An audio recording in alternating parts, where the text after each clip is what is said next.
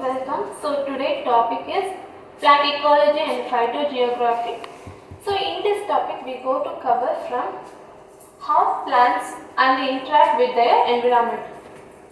So this is the topic subject. So what is plant ecology? We know about ecology. The term ecology represents that how organisms interact with themselves and their environment. So it's a study. Okay, the term ecology is derived from Greek word ekolos and logy. So this term means the ekolos means home in Greek and logos means we all know study. So study of organism home. Okay, it's a topic. So if you come to plant ecology, it tells about the study of plant and their interaction with their environment. So if you know about our Indian ecologist, the father of Indian ecologists is Misra. The father of ecology across the world is Alexander von Humboldt. So next slide. So the next one we go to cover about phytogeography.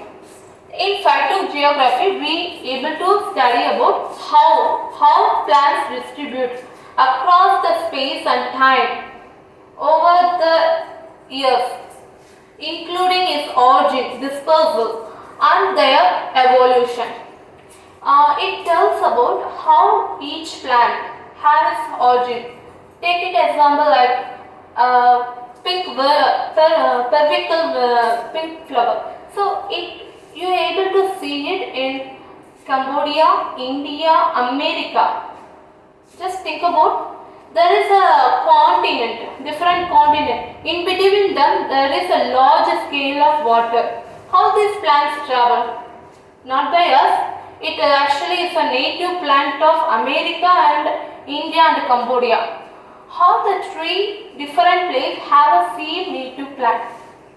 Wondering? So it is because in world all the continents are united.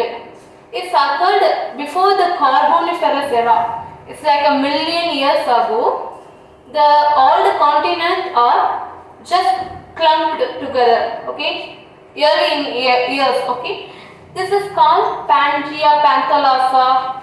We know about it. Like after the supercontinent break into 7 different continents, slowly it move away from each other by the tectonic plate.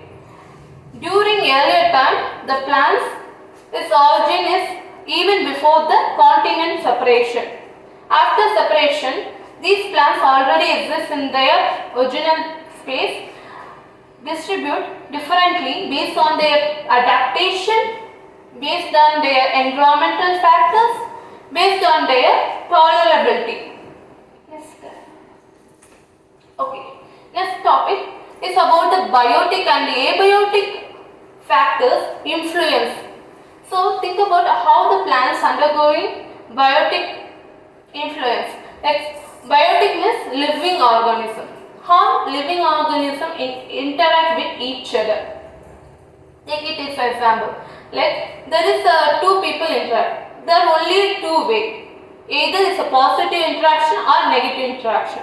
Just like that in organism, there is two, positive, negative. In positive, there is a tree, mutualism, commensalism.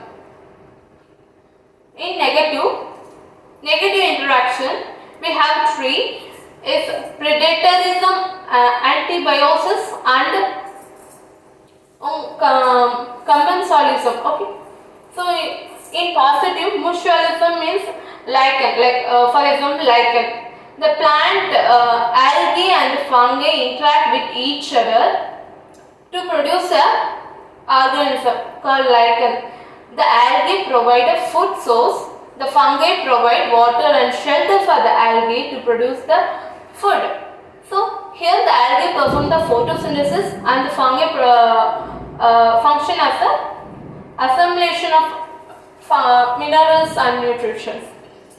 You can know. So like that, just like that, in commensalism means one party get benefited, the another one neither be harmed nor by destroyed. Okay, so they never get any benefit nor be harmed in any way. So their examples epiphytes. Epiphytes is the plants that dwell on big trees. It's a small plant dwell on big trees. In that time, the tree is just for the support for the plant. The plant don't harm anything to the big tree. The plant is only have the support habitat on the plant. So it only go to absorb water from the atmosphere. It have a spongy root. Okay, example orchid plants. Okay. In negative interaction, you will see the animal and prey interaction. One being killed, another being eaten the prey. So that's predatorism. The parasitism, the negative and another negative interaction. In parasitism, the host suffer, the parasite get benefited. In antibiosis, in antibiosis, one organism produces a substance which inhibit the growth or even influence the fatal death to the another party. So it is an example for all the antibiotics. Like just imagine penicillium. Penicillium being discovered on the petroplate of Streptococcus. Streptococcus already flourish in that petroplate where the penicillium organism arise and inhibit the growth of Streptococcus because it produces penicillin, compound penicillin. So penicillin notatum is a performing antibiosis. So this is another influence. This is how the biotic factor influence with them. How abiotic? Abiotics are non-living things. How non-living things interact with living organism. For example, temperature. If a temperature is over 25 degree or above 30 degree, the enzymatic activities get decreases in metabolism or any other biological process. In the enzyme, the optimum temperature for the any enzyme is usually around 25 to 30 degree. Above or below affect the quality of the activity, catalytic activity of the organism. For example, light. If a light is dense, then the plant able to do more photosynthesis. So that means in tropical area, the plant community show diverse and very flourishing property because it's thriving because the photosynthesis happening under the influence of light. Okay, and transpiration is also controlled by sunlight. Next example, water. Water is based for any organism. Based on their availability, actually organisms distribute themselves. Minerals and pH, these are the another examples. Next slide. Okay. For plant, how biotic abiotic factors affect. This diagram shows in biotic the pathogens and the soil microbiome, how it influences the plant growth and development. In abiotic, you can see what kind of minerals and what kind of climatic factors affecting the plant. If a mineral quality is good, then it is able to develop without any deficiency. Next. Okay, here is an example. For grass, the silica is one of the important element. So that shows how much abiotic factor influence. Like that biotic, how the fungi.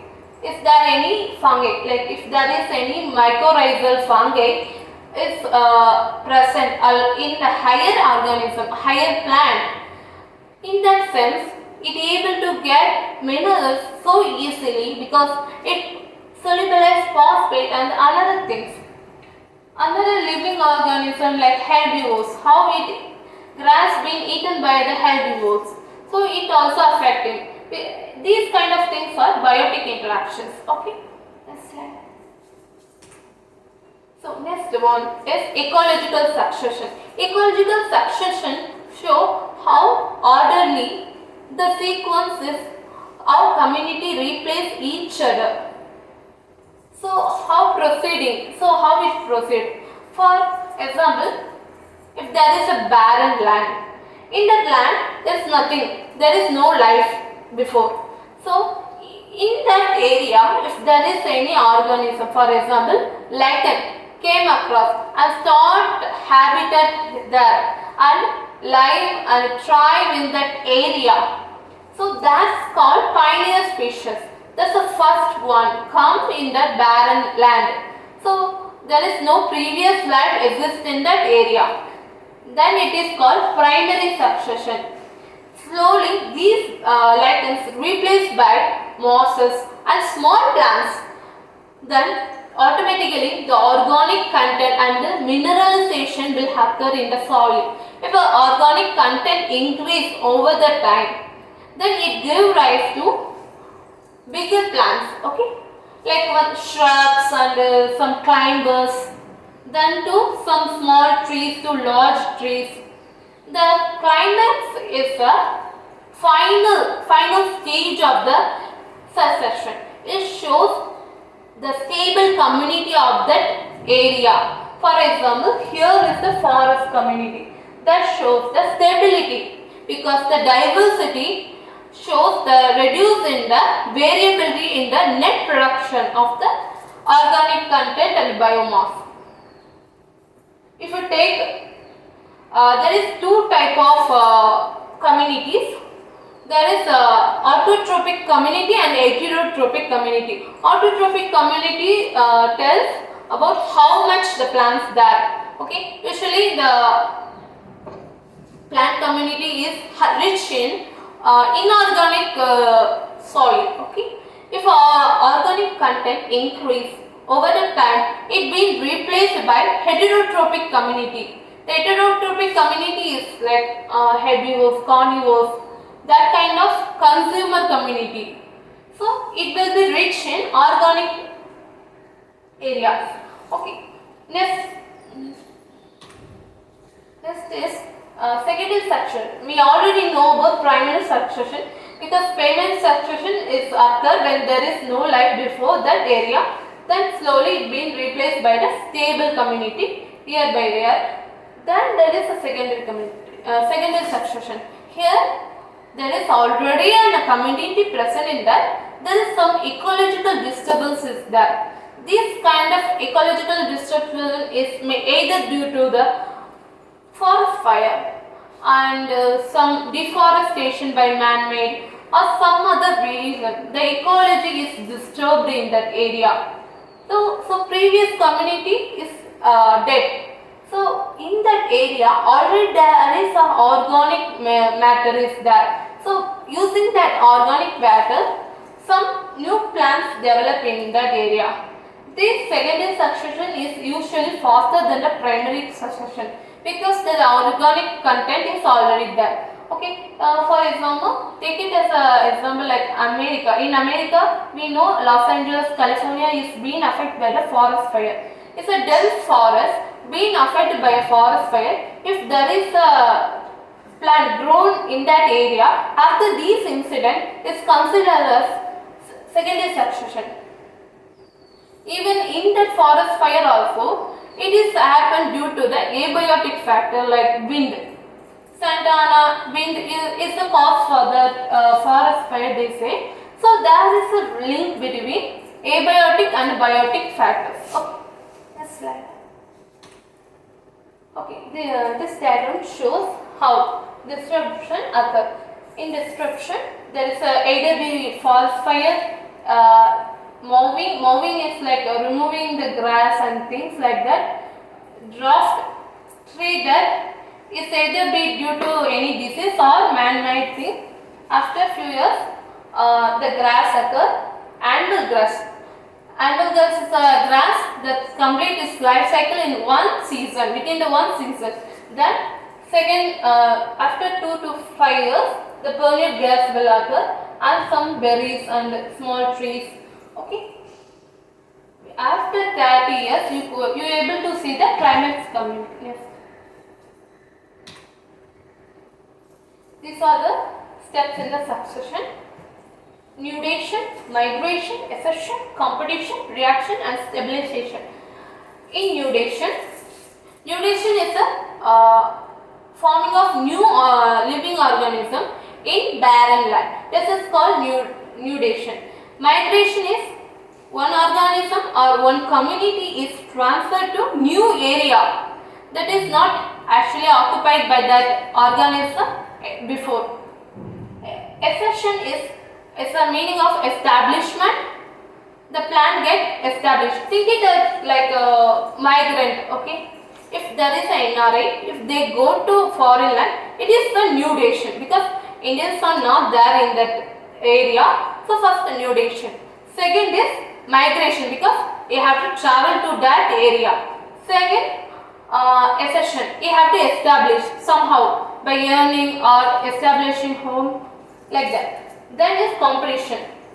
After that, there is more Indians will be there. So you have to have a little competition. It may be interspecific or intraspecific. Interspecific means within the same species. Intraspecific means within the same species. Interspecific is with outside the different among different species. Okay. Then reaction. What's the result of that interaction? Who's win? Who's lose? Who able to establish them? Okay. Then the stabilization happen. So like that, there is a new seed, like, and the plant will be grow in new area. That plant also faces some competition with them or with other species. Reaction. What's the reaction? If the plant succeed, it going to be stabilized. If not, it fails. So these are the serial community. Next slide. This is hydrosphere succession. In hydrosphere succession, you can see there is a small water body. It been occupied by phytoplankton, then by some submerged plant. Next, it been replaced by some other community. Then the area become swamp. The swamp become marshland. Marshland becomes shrub stage, and it become forest. Look how the biotic factor changes. These each species occur. You can see the clara. Clara is the algae. Submerged algae is present. Then it been replaced by hydrophytes, the plants who dwell in the water. So then slowly it been replaced by cyperaceae. Cyperaceae is like a marsh grasses. Okay. The plant occupy marshy land is usually Cyperaceae family, belong to Cyperaceae family. These are like example Typha and catkin. So next one is, you can see the similarity. Here they show the hydrosphere. Here they show xerosphere. Xerosphere is a barren land succession. Hydrosphere is a land, the succession happening in water. In water, you can see the plant, floating plant, submerged plant, then swamp, marshland, woody land, then climate community. Climate community is forest usually, evergreen forest like that, because it shows a little variability in net productivity. Then you can see here the crustose lichen. In xerosphere, the desert arid condition will be there. In arid condition, usually in the big rock being destroyed by the lichens, then the inorganic content increase, then it being replaced by follicles lichen. Crustose lichen is being replaced by follicle lichen, then by moss, then by herbs and by shrubs, and later the forest being occupied. So what is ecological adaptation? The adaptation is a process of tolerating its environment. Here you can see there are free floating of hydrophyte, rooted floating hydrophyte. This shows unique characters that able to tolerate its high extreme abnormality. So in water, you know, if there is a high amount of water present in a plant, it automatically go to decay. But in hydrophyte, it not go to happen like that. Instead, it go to flourish because it has some strategies.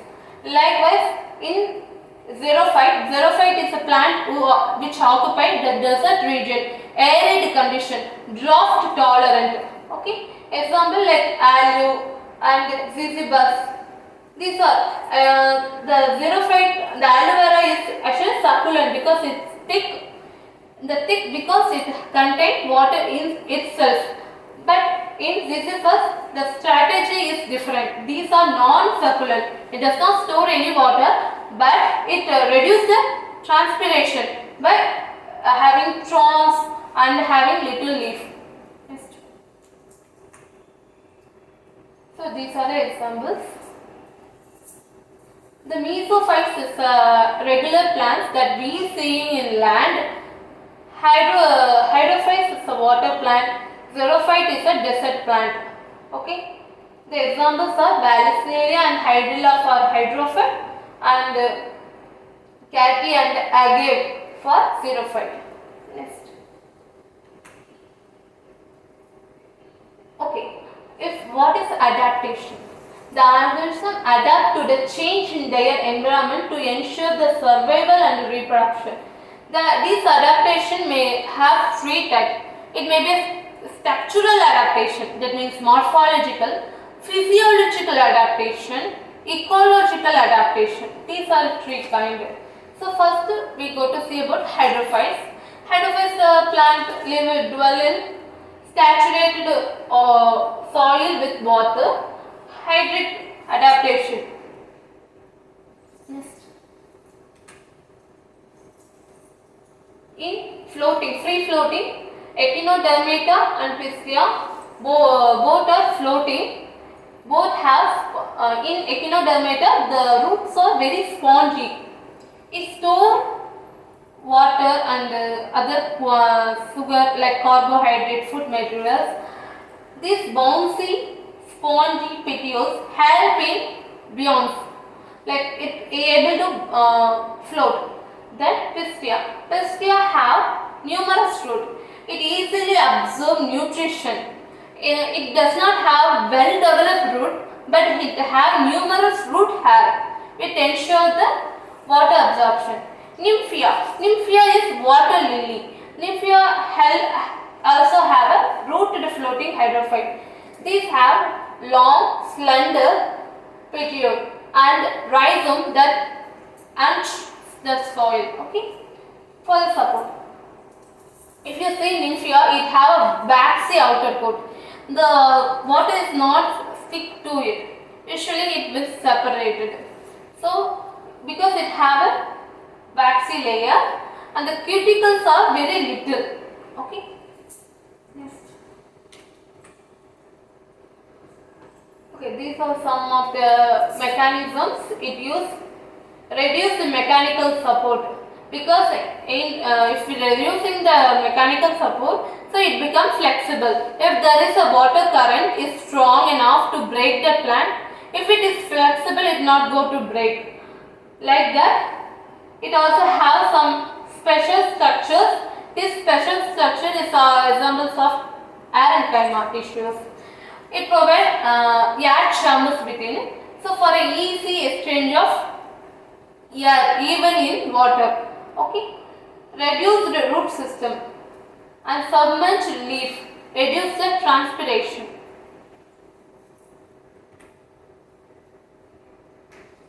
Okay. These are some submerged hydrophyte example like Hydrilla, Potamogeton, Utricularia. You see this yellow flower. This yellow flower is for Sagittaria arrowroot. It's an amphibious hydrophyte. Along with the examples of Cyperus and Tympha. For floating hydrophyte, there is two types, free and rooted. Free we already know, Echinodermia and Piscia. Rooted is Marshvillia and Nymphia. The morphology is poorly developed root and it have root packet instead of cap for the protections. These are the image. Okay. So in stem, the morphological adaptation is usually like in submerged it is long and slender and flexible. In free floating it is horizontal stalk with a spongy thick root. In rooted hydrophyte, these stems have rhizome at the bottom.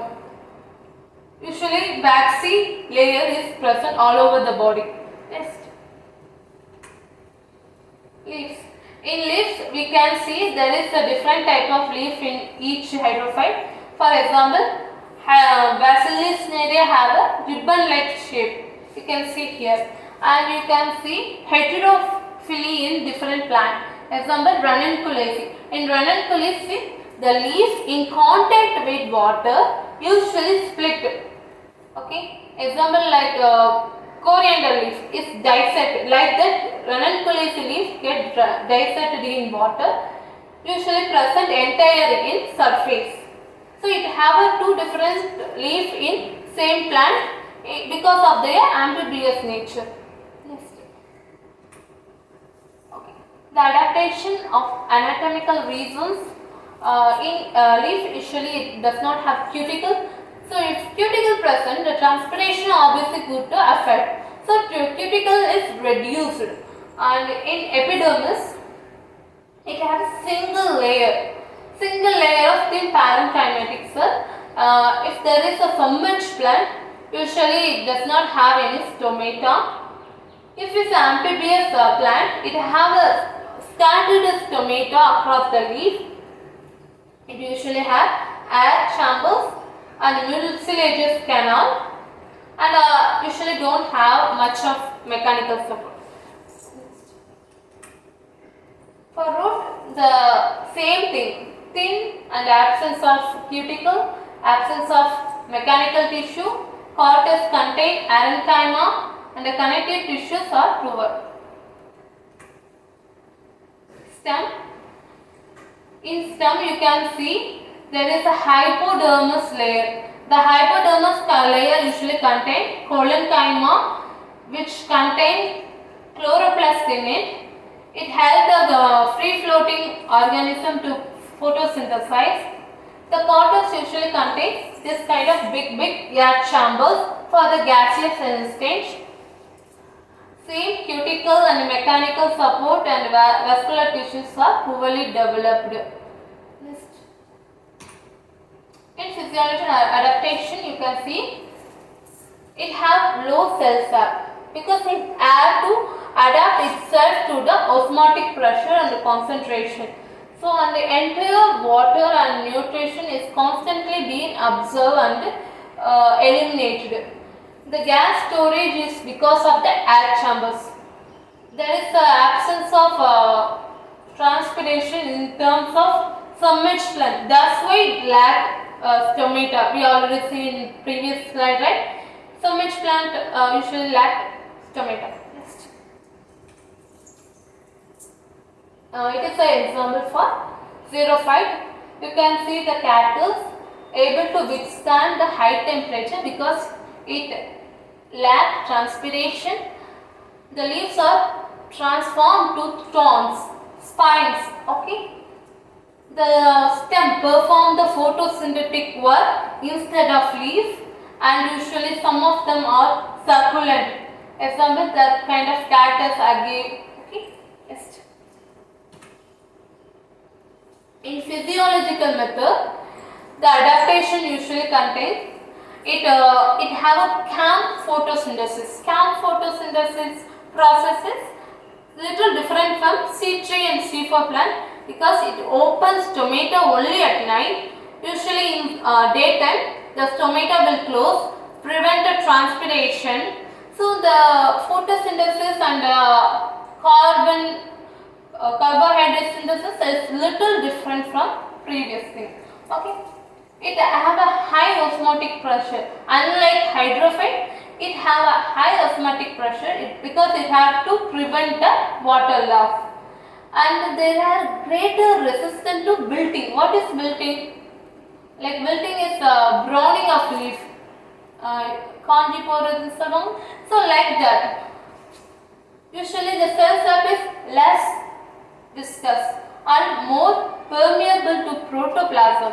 Okay, it able to secrete secondary metabolites like resin wax to prevent the water loss. Okay, next.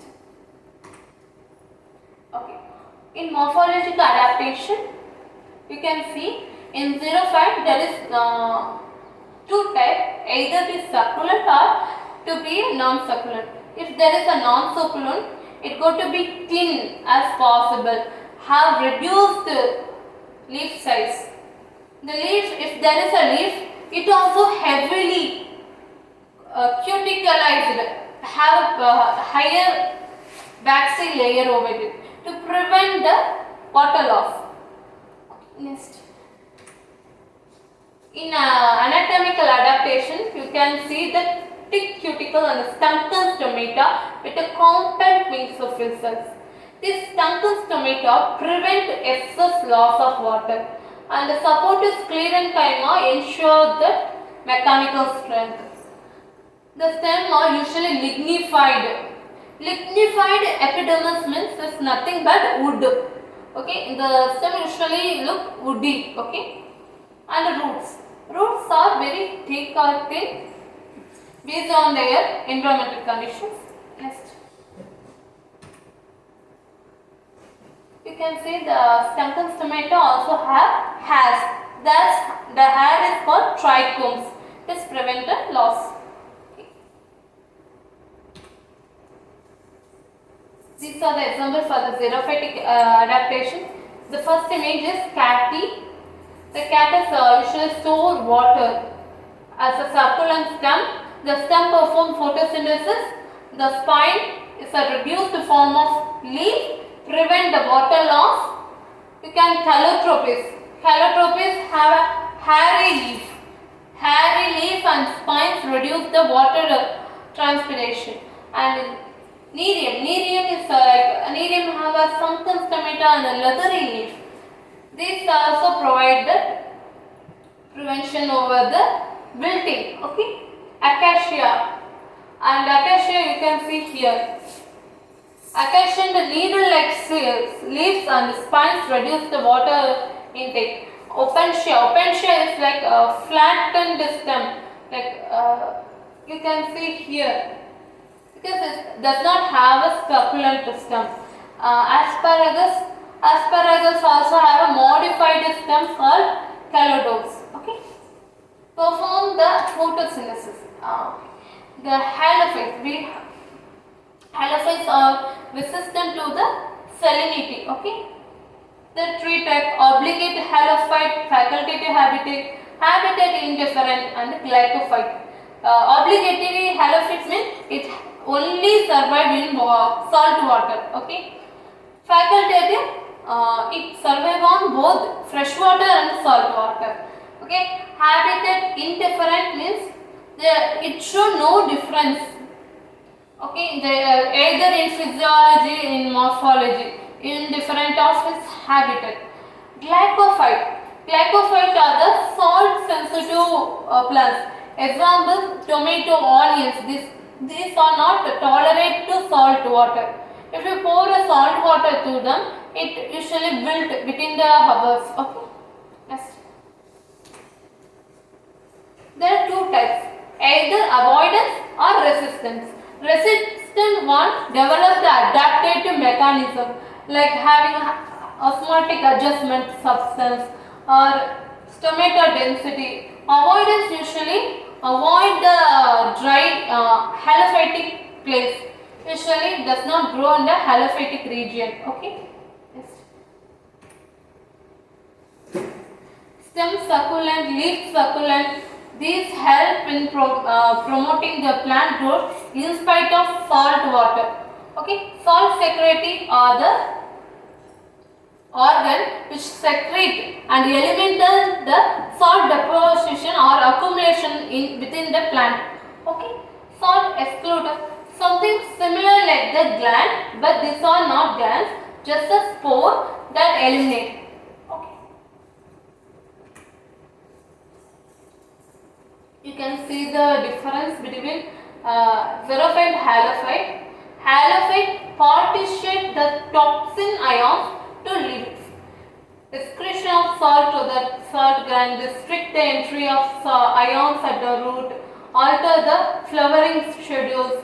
There are so many different adaptations from the xerophyte. Okay, this region. If you go to picture 1, you can see this kind of plants. These are used to habitat for many living organisms. It able to survive even in salt water. Okay, next. The morphology. In the morphology, you usually have already said succulent leaf, succulent stem. Example, calicornia and reduced leaf size, reduced transpiration, and it shows vivipary. Vivipary is a unique strategy for the halophyte. The seed germinate while it attached to the mother cell, mother plant. Usually seed germinate after it dispersed to some other area, right? But in vivipary, the seed start germinating while it is attached to the mother plant. Okay. To avoid the saline soil condition. Okay. This image of the vivipary germination. Okay. These root, the like negative geotropic growth of root is because it have to respire, right? So it need oxygen and CO2 for gaseous exchange. If it within the water, it can't able to do that.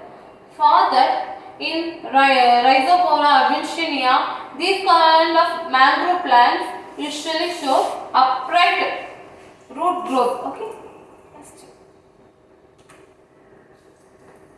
In morphological adaptation, you can see the salt deposit on the leaf. This salt deposit come here by the salt gland. It secretes excess salt within the plant. Example, avicennia. And thick cuticle reduce the water loss by reducing the toxicity of salt by having high dilution in the salt in cell. Okay, example, mangrove trees. Okay. Okay. Physiological adaptation is by having salt tolerance. It have ions like Na, sodium and chloride stored in the vacuoles, which compartmentalize the toxic salt. Osmotic adjustment. Osmotic adjustment happen due to having a specific amino acid like proline, glycine, which alter the osmotic pressure. Okay. The efficiency. Efficiency by having C4 and CAM photosynthesis, which reduce the transpiration and having a high efficiency. Next. Anatomically, it have salt glands. Already we see about salt glands, right? Then thick epidermis, reduce the salt entry and exist of water loss. Okay. And the succulent tissue. So having a succulent tissue dilute the salt concentration by reducing the toxic effect of these salt. Okay. And multiple epidermis. You can see the guttation. Guttation is because of the open stoma. Usually these kind of stoma never close. Next slide. Here you can see guttation happens because of heterotroph. It is a special type of stomata present in the end of the leaf. Okay, so it produces a dew like water. Okay, early morning because of the root pressure. Okay, next. Ecological adaptation of mesophyte. Mesophyte usually don't have that much of complexity like hydrophyte and xerophyte and halophyte. Usually having a normal root system, leaf system, and does not have any fancy physiological property like CAMP C4 photosynthesis. It just have a normal C3 photosynthesis and anatomically it's just simple. Okay, next. What is structure of ecosystem? If you see structure of ecosystem, it have three components: producer, consumers, decomposer. Producers are the plants that produce the photosynthesis by producing food. Okay, example, plant algae. These produce food by photosynthesis. It does not need to depend on any other, just using light. Okay. Consumers are heterotrophs. These are either being herbivore or carnivore or omnivore or detrivore. Herbivore, the animals who eat grass, and carnivore, the animals which eat another animals for their energy. Omnivore, it have able to do both. Detrivores are sometimes like decomposer. These are like example like earthworm.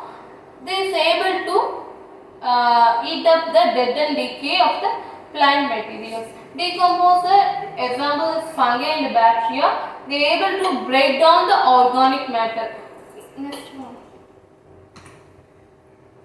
So what is trophic levels?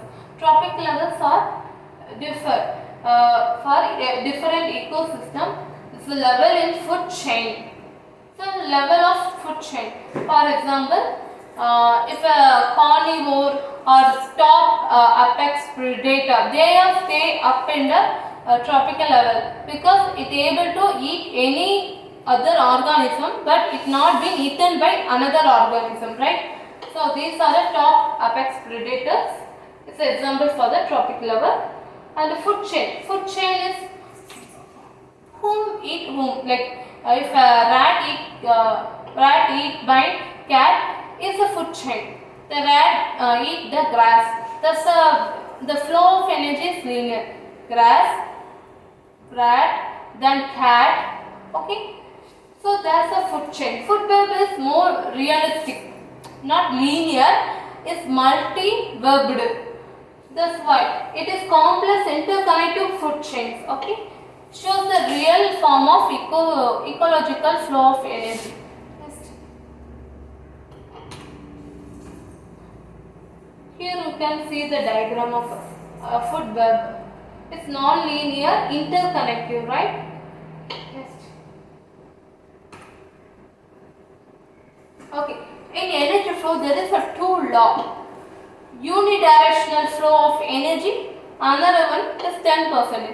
Unidirectional flow of energy shows it never, if energy passes from one tropic to another, it never comes below, it only go up. Okay. 10% law shows how much energy being transferred to each tropic level. For example, if a primary producer produces 1000 calories, the herbivore only go to get 100 calories. The carnivore go to get only 10 calories. If some apex predator is there, it only 1 calorie. Next.